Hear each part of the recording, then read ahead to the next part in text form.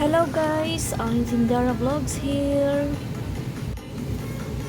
So ayan, mag-unboxing tayo ng parcel from Shopee. Actually guys, ay nainggit nga ako dun sa nag-trending sa cartoon character na Labubu. So nag-order ako sa Shopee. So eto na, isang yellow at saka isang puti ang aking in-order. So ayan guys, actually murayta lang.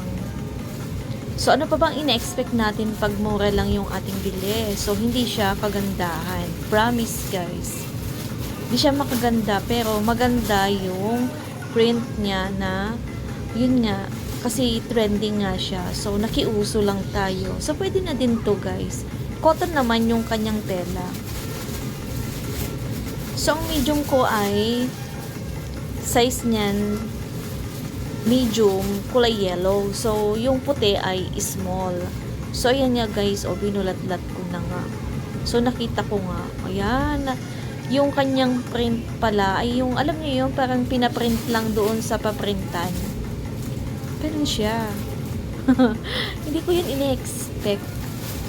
Actually, expected ko naman na dahil mura nga siya, ay huwag tayong mag-expect na maganda yung ating binili. Kaya lang, yung katulad dun sa mga bumibili tayo ng mga uniform, tapos magpapaprint tayo. Ganun lang talaga yung design niya. Ganun yung pagkagawa niya. So, maganda naman yung design niya. Actually, trending yan. Ang ganda, ang cute. And then, yung tela nga ng damit ay cotton naman siya, kaya lang manipis. Pwede naman na siya.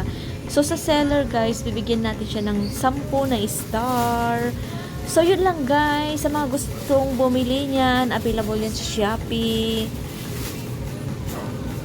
Buksan naman natin yung puti at nang ma-surprise din tayo kung ano ang itsura niya. So, nakalagay nga din dyan sa puti ay polyester. Cotton and then polyester daw. Polyester. Then, ang tela niya is manipis nga talaga siya. Pero ayun nga, pwede na din naman pambahay. Actually, pwede din yan panglakad. Pwede din siyang pang zumba. So, ang cute ng print niya, guys. Trending na trending yan. Kaya kung wala ka pa yan, bumili ka. Madami yan sa Shopee.